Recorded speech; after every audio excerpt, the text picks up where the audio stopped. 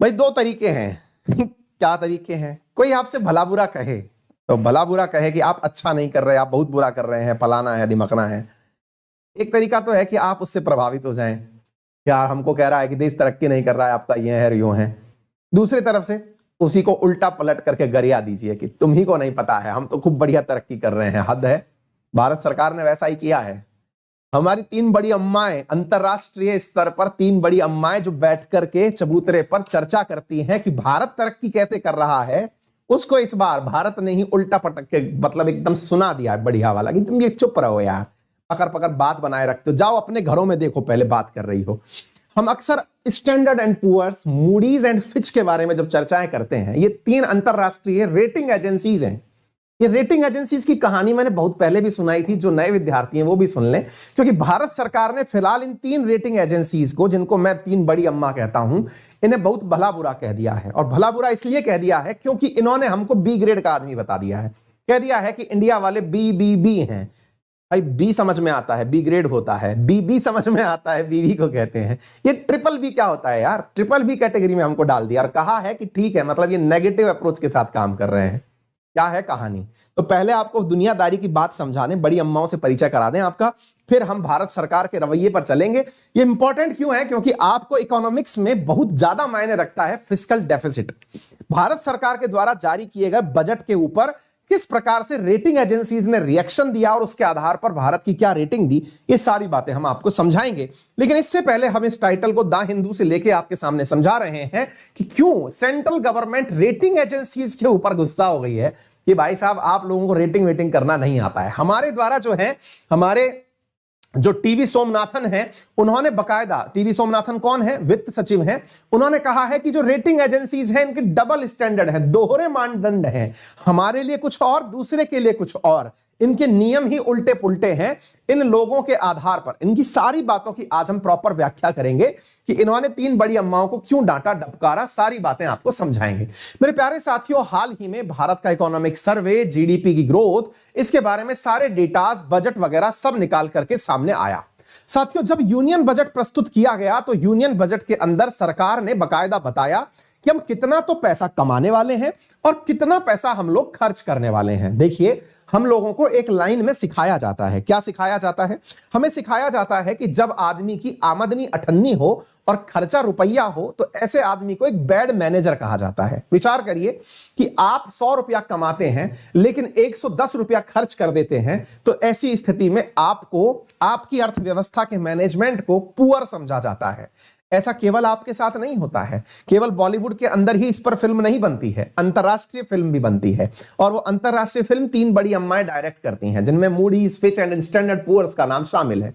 ये क्या करती हैं जनाब? ये भारत का आंकड़ा उठा करके बजट में से पढ़ लेती हैं, चेक करती हैं, खटखट खटखट से चेक किया, चेक करने से इनको पता चला, ओहो ये इतना पैसा तो कमाएंगे और इतना पैसा खर्च करेंगे। इससे अंदाजा लग रहा है कि इनके खर्चे ज्यादा हैं। इनके खर्चे जो हैं इनकी कुल आमदनी से 9.9% से अधिक हैं। बहुत बेकार मैनेजमेंट है साहब इनका। अगर इतना बेकार मैनेजमेंट है तो इसका अर्थ यह हुआ कि इनके द्वारा जो एक्सपेंसेस है, यानी कि जो इनका फिस्कल डेफिसिट है, जो इनका गैप है बिटवीन एक्सपेंसेस एंड अर्निंग, जिसको आप फिस्कल डेफिसिट कहते हैं, ये फिस्कल डेफिसिट 9.2% है इनकी जीडीपी का। यानी कि इनकी जीडीपी जो कुल वैल्यू रखती है उसका 9.2% इनका फिस्कल डेफिसिट है। फिस्कल डेफिसिट का मतलब क्या हुआ? जितना कमाएंगे उससे ज्यादा खर्चा। कितना ज्यादा खर्चा? 9.2% ज्यादा खर्चा करती है भारत सरकार, जितना कमाती है उससे ज्यादा। तो ऐसी स्थिति में तो ये अच्छे मैनेजर कहां हुए? अच्छे मैनेजर नहीं हुए तो बैठ करके वो तीनों बड़ी अम्माएं मुंह पर हाथ रख करके बोल रही हैं, अच्छी बात नहीं है। अच्छी बात इसलिए नहीं है कि इसको पैसा मत देना, क्योंकि इसको पैसा दे दिया तो ये खर्चा कर देगा। ऐसी स्थिति में काम करो, इसकी रेटिंग डाल दो। पहले मैं आपको तीनों बड़ी अम्माओं का परिचय करा देता हूं, फिर इस मुद्दे पर लेकर आऊंगा। मैं पहले आपको चल के लेके चलता हूं। तीन बड़ी अम्माएं हैं जिनके नाम क्या क्या हैं तो मैंने आपको बता दिया, Standard and Poor's, Fitch rating, और ये तीनों के तीनों, इनके बारे में मैं आपको बताता हूं। साथियों, सबसे पहले हम चर्चा कर रहे हैं मूडीज नाम की एजेंसी की। मूडीज अंतरराष्ट्रीय स्तर पर अमेरिका और ब्रिटेन में ही इनके मुख्यालय हैं। स्टैंडर्ड एंड पुअर्स और तीसरी का नाम है फिच। ये तीनों कंपनियां क्या हैं? कभी आप लोगों ने देखा है? अब पता नहीं आप में से कितने बच्चे ऐसे हैं जो गांव से बिलोंग करते हैं, देहात से बिलोंग करते हैं। जैसे मेरा बचपन पूरे टाइम गांव में बीता है। हमारे यहां पर क्या होते थे ना, कुछ घरों के आगे चबूतरे होते थे, बुजुर्गों के लिए बैठकें हुआ करती थी, महिलाओं के लिए चबूतरे घरों के आगे बने होते थे, जहां खाना पीना खा पी करके पंखी झलने के लिए महिलाएं एकत्रित होकर बैठ जाती थी। अब वो महिलाएं एकत्रित होकर के बैठती थी तो उनका एक ही दिनचर्या का कार्य होता था, और वो ये होता था पूरी कॉलोनी का पूरा एनालिसिस करना, एकदम पूरी तरह से रडार पे से निकालना, स्कैनर से निकालना, और ये बताना कि किसके घर के बच्चे अच्छे हैं और किसके घर के बच्चे बुरे हैं। शुरू होता था गिनती से। हाँ भाई, इन घर के बारे में चर्चा करते हैं, इसके बच्चे के बारे में बताओ। अब ये बड़ी बड़ी बूढ़ी अम्माएं जो हैं, ये अपने अनुभवों से बता रही हैं कि उस बच्चे के चाल चलन ठीक नहीं है, आजकल बहुत देर तक फोन पर बतियाता रहता है, लग रहा है कि हमें जो है पढ़ाई में लिखाई में इसका मतलब नहीं है। और हम तो बताएं, अगर ऐसा कुछ है ना तो गड़बड़ भी हो सकता है। गड़बड़ क्या? अरे चक्कर चल रहा होगा इसका किसी के साथ। अच्छा, बड़ी अम्माओं ने बात बोली, कुछ हद तक वो सही भी होती है कि यार इसकी पढ़ाई लिखाई कैसे चलेगी, पूरे टाइम तो फोन पर रहता है। और विशेष रूप से ये ऑनलाइन का जब से जमाना आया है, तब से तो आप पूरे टाइम देख रहे हैं वीडियो गेम या पढ़ रहे हैं, हमें पता ही नहीं चलता है। ऐसी स्थिति में इन तीनों बड़ी अम्माओं का जो आकलन है, ऐसी कई अम्माएं होती हैं मतलब गली मोहल्ले के अंदर, जो प्रॉपर तरीके से बैठकर डिस्कशन करती हैं। अब क्या होता है साहब, आप आए गांव के उस मोहल्ले में रिश्ता लेकर। रिश्ता का मतलब समझते हैं कि साहब मान लीजिए कि आपके घर में कोई सुकन्या है जिसका घर जो है वो आप उस मोहल्ले में तलाशने आए हैं कि किस लड़के से विवाह किया जाए, सुयोग्य वर ढूंढने आए। तो आप गली मोहल्ले के इन्हीं बड़े लोगों से संपर्क में सबसे पहले आएंगे और पूछेंगे कि माता जी बताइए कि आपके यहां पर कौन सा लड़का सबसे काबिल है जिसे हम अपने लिए, अपनी बच्ची के लिए देखें। तो माता जी ने पूरा एनालिसिस बता दिया कि देखिए वो जो लड़का है ना, कमाता तो 10,000 रुपया है, लेकिन जिस तरह का शान शौकत से चलता है, दोस्तों के बीच लुटाता हुआ चलता है, 11,000 लुटा देता है। बताइए आपकी बच्ची को खिलाएगा क्या? और आपने अगर बच्ची को मतलब शादी करके वहां भेज भी दिया, कुछ मतलब नहीं है, उल्टा आपसे दहेज और मांगेगा। बड़ी अम्माओं ने कैंसिल कर दिया। दूसरी तरफ वो बच्चा अच्छा है, ना सिगरेट पीता है, ना तंबाकू खाता है, ना दोस्तों से मिलता है, कमाता भले ही 5,000 है, लेकिन उसमें से भी 4,000 बचा लेता है। बोले हाँ ये तो बहुत सही बताया, तो ये है आपका भविष्य का दामाद। बोले ठीक है साहब। इन बड़ी अम्माओं का प्रभाव जो है ये देश में भी इसी प्रकार से पड़ता है। ये 3 बड़ी अम्माएं अपना ऑफिस लेकर के विदेश में बैठी हुई हैं। विदेश में से कोई पैसे वाला आदमी निकला, पैसे वाला आदमी, जैसे मान लीजिए जकरबर्ग आए। जकरबर्ग इंडिया आना चाहते हैं और इंडिया आकर के वो इन्वेस्टमेंट करना चाहते हैं कि यार मैं इंडिया में पैसा लगाना चाहता हूं, क्योंकि मोदी जी बहुत तेजी से चिल्ला चिल्ला के सबसे कहते हैं कि भारत बढ़ रहा है, भारत बढ़ रहा है, हम आत्मनिर्भर हो रहे हैं। तो अब साहब मैं जाना तो चाहता हूं, लेकिन अम्माओं ये बताओ जाऊं कि नहीं जाऊं, और इंडिया में पैसे लगाऊं कि बांग्लादेश में लगाऊं, ये बताओ आप। अब बड़ी अम्माएं बैठी हुई हैं और सोच करके कह रही हैं कि अच्छा पैसा है तुम्हारे पास? बोले हाँ। तो सुनो देखो बात समझो, इंडिया की हालत खराब है इन दिनों। बोले कैसे खराब है? उनका बजट उठा के देख लो, उनका बजट उठा के देख लो। तो इनका बजट उठा के देखा तो बजट के अंदर अम्माओं ने तुरंत निकाल के क्या कहा कि इनके खर्चे देखिए और इनकी कमाई देखिए, 9.2% का हालात है इनका जीडीपी का। तो फिर जकरबर्ग थोड़े समझदार निकले, उन्होंने कहा मैडम बात ऐसी है, मान लिया कि 9.2% इनका जो है खर्चा ज्यादा, आमदनी कम और खर्चा ज्यादा हो रखा है, लेकिन ये तो तरक्की के लिए जरूरी चीज है। बोले तरक्की के लिए क्या जरूरी है भाई? बोले तरक्की के लिए इसलिए जरूरी है क्योंकि आदमी जब पैसा उधार लेता है उसी पैसे से तो बड़ा बनता है। खुद के पैसे को ही लगाएगा तो फिर तो रिपीटिशन ऑफ मनी होगा ही नहीं। पहले उधार लीजिए, फिर उस मतलब खर्चा बढ़ाइए, तभी तो आपके रिसोर्सेस बढ़े होंगे। अच्छा हमें ज्ञान दोगे तुम? तो बोले हाँ। तो बोले एक काम कर लो, उनके घर वालों से पूछ लो एक बार जा करके। बोले किन के घर वालों से? अरे जिनके घर में पैसा लगाने जा रहे हो, क्या वो खुद खुश है अपने खर्चों से? है 9.2% का खर्चा करके चल रहे हैं। पता है आपको कि उनकी जीडीपी का मान लीजिए 100 रुपए की जीडीपी है, 9 रुपया तो अधिक खर्चा कर रहे हैं। बोले अच्छा। तो बोले क्या कहते हैं वो खुद लोग, क्या कहते हैं वो? खुद के खर्चे से खुश नहीं है क्या? पूछ लो अम्मा से, हमसे क्या पूछ रहे हो अब? बोले चलो पूछते हैं। पूछने पहुंचे तो इन्हें जानकारी मिली कि भारत सरकार ने खुद से ही कस्में खा रखी हैं। क्या कस्में खा रखी हैं? कि साहब हम जो है वो अधिक खर्चा तो करेंगे, अधिक खर्चा तो करेंगे, यानी आमदनी कम खर्चा ज्यादा तो करेंगे लोन ले करके, लेकिन ये केवल 4.5% ही होगा। हमारा जो टारगेट है ना, हमारा जो ये डेफिसिट को लेकर के टारगेट है, यूनियन गवर्नमेंट ने क्या कहा कि हमारा जो ये फिस्कल डेफिसिट है इसको हम 4.5% ही रखेंगे अपनी जीडीपी का। तो फिर अम्माओं ने अपना मोर्चा पकड़ा। लो सरकार खुद कह रही है कि हम 4.5% रखेंगे, यहां ये डबल से ज्यादा लेके चल रहे हैं। अब बताओ फेलियर है कि नहीं है? अब ये बात जकरबर्ग को भी समझ में आ गई कि हाँ यार आप तो सही कह रहे हो, ऐसी स्थिति में अम्माएं कह रही अब बता पैसा इन्वेस्ट करेगा कि नहीं करेगा। बोले हाँ अब तो मुझे सोचना पड़ेगा। बस अम्माओं का काम सक्सेसफुल हो गया। देश के साथ भी यही होता है। ये 3 बड़ी अम्माएं बाहर बैठी हुई हैं, इन्वेस्टर आता है, ये हमारी रेटिंग करके बैठे हुए हैं। क्या रेटिंग करके बैठे हुए हैं आइए हम दिखाते हैं। इन्होंने साहब हमारे बारे में रेटिंग कर रखी है, हमारे बारे में इन्होंने BBB रेटिंग कर रखी है। देखिए ये फिच की रेटिंग रही, ये मूडीज की रेटिंग रही, BAA रही रेटिंग, ये हमको B कैटेगरी में डाल रखे हैं। अब आप पूछेंगे रेटिंग कितने प्रकार की होती है? रेटिंग इनके हिसाब से इतने प्रकार की है। जैसे आप देखिए सबसे अच्छी रेटिंग कहते हैं AAA, उसके बाद AA, उसके बाद A, इसके बाद BBB, गुड क्रेडिट क्वालिटी, मतलब कि आप उधार दे सकते हो, ये लोग चुका तो देते हैं। अगर आपको यह लगता है कि इनको पैसा दे कि नहीं, दे तो सकते हो, चुका तो सकते हैं, लेकिन अच्छे नहीं है। भारत सरकार कह रही है कि तुम एक बात बताओ, अच्छा किसे कहते हो भाई? तुम्हारे क्राइटेरिया में अच्छा क्या है? बोले अच्छा हमारी क्राइटेरिया में वो कंट्री है जिनके पास फिस्कल डेफिसिट कम है। तो अब हमारे बारी आती है किनकी? जो हमारे वित्त सचिव हैं सोमनाथन जी।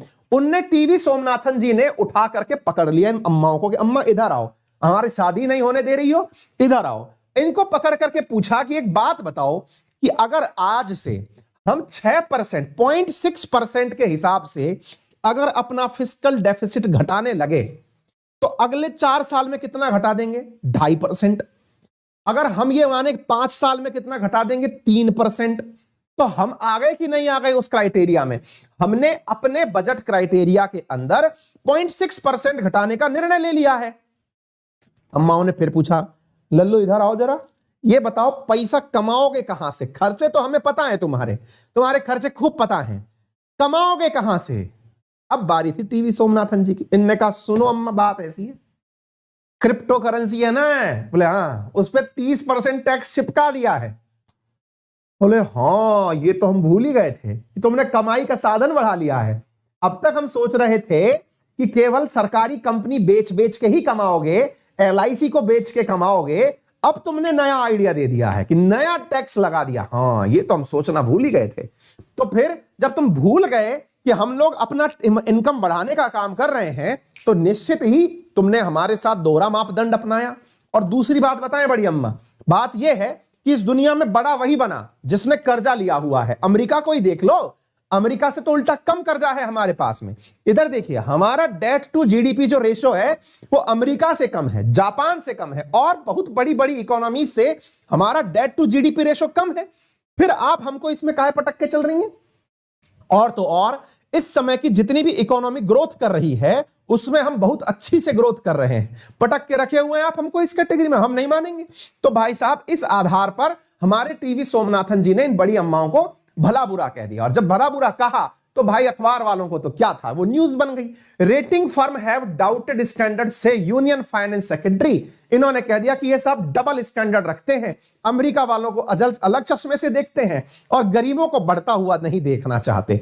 इस प्रकार की जब बातें करी, बड़ी अम्माओं को बुरा तो लगा कि यार लड़का सामने बोल गया है, लो जब करा लो शादी, अब तुम्हारे पास भेजेंगे ही नहीं हम किसी को। तो ऐसी स्थिति में बड़ी अम्मा क्या करेंगे हमें नहीं पता है, लेकिन हमें इतना समझ में आ गया है कि इन तीनों की रेटिंग की वजह से भारत की रेटिंग जो होती है, sovereign credit rating, short term rating, corporate credit rating. आप पूछेंगे इसका मतलब क्या है, अब ये भी बता दो, ये रेटिंग का मतलब क्या होता है। देखिए एक तो है देश को उधार दे दिया, एक किसी कंपनी को उधार दे दिया, मतलब कंपनी को उधार दे दिया, और एक कम समय के लिए उधार दे दिया। तीनों प्रकार में ये रेटिंग मिला करके काम में लेते हैं, ठीक है ना। अगर इसका फायदा पूछा जाए कि इन क्रेडिट रेटिंग एजेंसीज का फायदा क्या होता है, तो पहला फायदा तो ये होता है अगर ये अच्छा फीडबैक दे दें तो आपको दुनिया भर से लोन लेने में आसानी होती है। आपकी कंपनीज जो है वो विदेशी देशों के अंदर, जैसे न्यूयॉर्क स्टॉक एक्सचेंज वगैरह जो है, उनके अंदर आसानी से मतलब प्रोजेक्ट के अंदर लिस्टेड हो जाती हैं। कोई भी व्यक्ति अगर आप अपना कोई प्रोजेक्ट बनाना चाहे तो उसको कोई दूसरा देश जो है आसानी से निवेश करने चला आता है। इसका फायदा होता है हम लोगों को। तो ये आने वाले समय की स्थितियां हैं। भारत ने जो है एकदम बढ़िया तरीके से अम्माओं को लपेट दिया है। उम्मीद है कि आप लोग इस बात को प्रॉपर तरीके से समझ गए होंगे।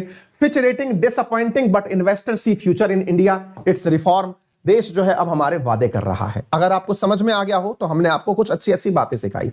हमने पहले सिखाया रेटिंग एजेंसीज क्या हैं, रेटिंग एजेंसीज के प्रभाव क्या पड़ते हैं, रेटिंग एजेंसीज में किस चीज को नापा जाता है, भारत का फिस्कल भविष्य क्या है, फिस्कल डेफिसिट क्या है, फिस्कल भविष्य के अंदर भारत अपना भविष्य कहां देखता है, ये सब बातें हमने आज के सेशन में आपसे डिस्कस करी।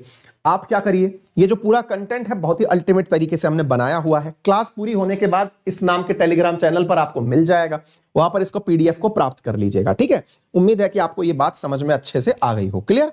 सेशन को शेयर करने का कष्ट करिए, आपके वीडियो के नीचे ही ऑप्शन दिया हुआ है शेयर करने का, दबा दीजिए। और फिर वही वाली बात वापस दोहराएंगे कि लाइक का भी ऑप्शन होता है ना, चैनल पर नए हैं तो सब्सक्राइब का भी ऑप्शन होता है, दबाते चलिए। मतलब इसमें कोई गुरेज नहीं है, बुरा नहीं लगता, हमें तो कतई बुरा नहीं लगता जब आप सेशन शेयर करते हैं तो। ठीक है, चलिए आगे चलती हैं साथियों। अब कई बच्चे जो हैं वो एकदम इमोशनल हो गए हैं, वो कह रहे हैं कि सर हमारे भाई साथ में बड़ी अम्माओं ने बहुत बड़ी ज्यादती कर रखी है ना। तो अब वो जो जो कई बालक जो है वो कह रहे हैं कि बड़ी अम्माओं ने उनका भी शादी विवाह रोक रखा है, तो एक दिन जाइए अम्मा के सामने अपना पूरा प्रोजेक्ट ले जाके बता दीजिए कि हमने यहाँ इन्वेस्टमेंट कर रखा है, इतना क्रिप्टो में डाल रखा है, इतना शेयर मार्केट में डाल रखा है, और बड़ी अम्मा हमने अभी जोमेटो में डाला था, पैसा डूब गया है। आपको मैं याद दिला दूं कि 19 फरवरी तक के लिए बढ़ा दिया गया है अंकित 10 पर मिलने वाला ऑफर, जिसमें आपको 10% के स्थान पर 20% ऑफर दिया जा रहा है। यदि आप में से कोई भी विद्यार्थी अनअकैडमी के साथ जुड़कर पढ़ना चाहता है, अनअकैडमी पर 27 फरवरी को आपके लिए एक अल्ट्रा कॉम्बैट रखा गया है, जिसमें कि आप पार्टिसिपेट करके बहुत सारे प्राइसेस जीत सकते हैं। 1000 के आसपास लकी पार्टिसिपेंट्स इसमें बनेंगे। अनअकैडमी पर आइकॉनिक सब्सक्रिप्शन अवेलेबल है, जिसमें आपको पर्सनल मेंटरशिप आदि मिलती है। मेरा रेफरल कोड है अंकित 10। अंकित अवस्थी सर मेरा टेलीग्राम है, जिस पर आपको इस क्लास की पीडीएफ प्राप्त हो जाएगी। फिलहाल के लिए इतना ही। वीडियो को जाते समय लाइक करना बिल्कुल ना भूलें। जो भी क्वेश्चंस मैंने आप लोगों को बताए उनके आंसर जरूर करके जाएं। फिलहाल के लिए इतना ही। अपना ख्याल रखें, बड़ों का सम्मान करें, छोटों को प्यार दें, अपना व्यक्तित्व इस प्रकार से विकसित करें कि महिलाएं आपके साथ सुरक्षित महसूस करें। धन्यवाद।